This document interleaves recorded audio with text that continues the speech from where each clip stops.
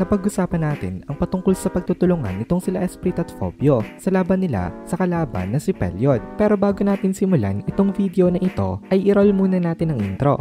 Hello everyone and welcome to my channel, ang inyong source ng Tagalog na Tensura Contents. Sa channel na ito ay pinag-uusapan natin ang mga nangyayari sa may Tensura universe. So without further ado, let's get into the video.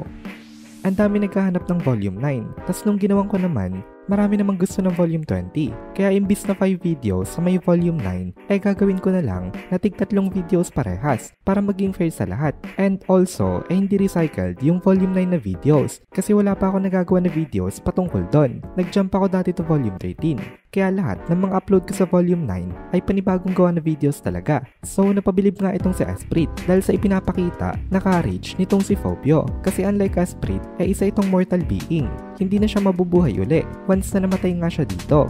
Itong si Esprit ay isa sa mga pinakamataas na ranking na demon. Subordinate siya nitong si Carrera na isa sa mga Demon King Pillars. At kapag namatay siya dito ay hindi pa yun ang katapusan para sa kanya. Kaya hindi talaga siya nakakaramdam ng tunay na life and death na situation na crisis. Depende lang sa may damage na mata mo niya ang tagal ng kanyang pagka-revive.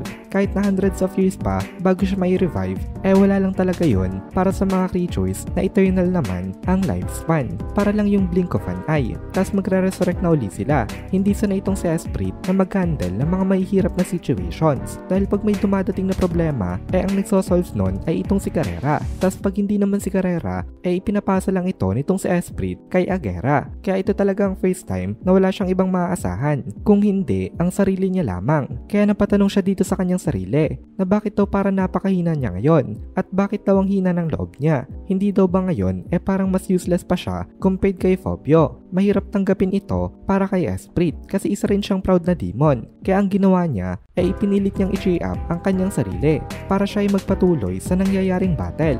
Nagsalita itong si Esprit. Sabi niya kay Fobio eh parang napaka-imposible daw na magawa nilang manalo dito. Pero okay lang daw yon kasi hindi naman daw nila ito kailangan na talunin. Ang gawin na lang daw nila ngayon ay ang gawin nila ang best nila para ma-hold dito. Basically, tactical victory na lang ang habol nitong si Esprit. Kaya sabi ni Esprit kay Fobio ay hindi daw nila kaya manalo in a head-on attack. Kaya sa tingin daw ba nitong si Fobio ay handa siya na pumasok sa isang deal with the devil. Ngayon kasi itong si Fobio talaga ang tina-target nitong si Peliod. At ang katawan nitong si Fobio ay tagtad na ng sugat. Ang kanyang armor ay dahan-dahan na nag-give up. And it is only a matter of time bago tuluyan na makapenetrate sa may armor nitong si Fobio ang napaka-toxic na poison.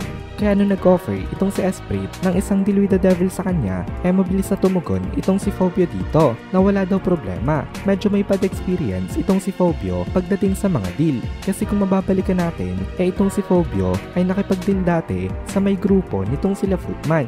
Pero anong nangyari, tinake advantage siya nitong mga ito. Pero ngayon, balak ni Fobio na tanggapin ang offer nitong si Esprit sa kanya. Kaya itinanong niya kay Esprit kung ano pa daw ang mga information na dapat niyang malaman bago siya pumasok sa may deal na ito. Sabi naman ni Esprit sa kanya napaka-common lang naman daw ng gagawin nila na deal. Pwede daw manghingi ng kahit na ano itong si Fobio sa kanya. Pero in exchange ay kukuhanin niya daw itong soul nitong si Fobio. Ang mga demons nga kasi ay kumakain ng souls ng mga human beings. Maliit or malaki man ang mga souls na ito pwede nila itong gamitin para pumasok sa isang contract. Ito ay parang some kind of magic na nagagawa nila maibigay ang wish ng mga papasok sa may kontrata. Although hindi lahat ng mga demons ay kaya mag-set up ng ganitong klaseng agreement. Ang mga veterans lang daw ng mga demons na matagal ng buhay sa loob ng mahabang panahon ang kaya mag-offer ng ganitong klaseng kontrata. Alam naman natin na itong si Esprit ay isang high rank na demon. Kaya para sa kanya, sisiw lang na mag-set up ng ganitong klase ng contract. Kaya nag-reply itong si Fobio sa kanya. Sabi ni Fobio naiintindihan niya daw.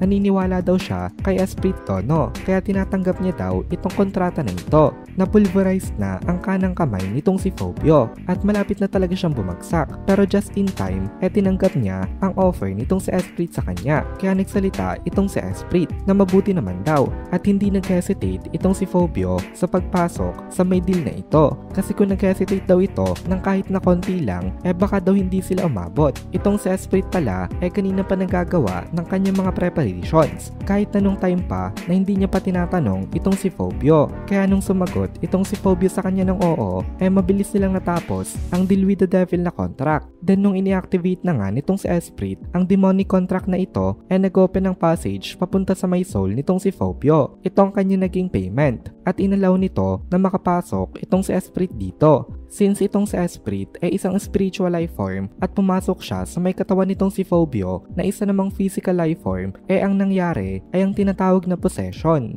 Naging in control itong si Esprit sa may katawan nitong si Fobio. Ang possession ay isa sa mga intrinsic abilities ng mga demons. Ang nasa isip ni Esprit ngayon ay hindi niya daw ginusto na gamitin itong method na ito kasi hindi daw siya makapaniwala na kakailanganin niyang iwan ang body na ibinigay sa kanya nitong si Rimuru Sama, lalo na ngayon na nasa battlefield nga kasi baka daw madamage itong body na ito. Pero ang problema ay wala daw siyang choice. Biglang nagulat itong si Fobio at hindi niya na alam kung ano nangyayari, kaya nagsalita siya at tinanong niya kung ano na daw ang nangyayari sa kanila. Sabi naman itong si Esprit sa kanya ay kumalma daw ito kasi nasa kalagitnaan daw sila ng isang crisis sa ngayon. Ang ginagawa niya daw ay inipoprolong niya ang kanilang time to 1,000,000 times na mas mabagal gamit ang kanyang hyperthought na acceleration. Dahil dito ay napakalma itong si Fobio. Kahit na ang nakikita niya ay parang tumigil nga ang oras at walang gumagalaw sa kanilang paligid.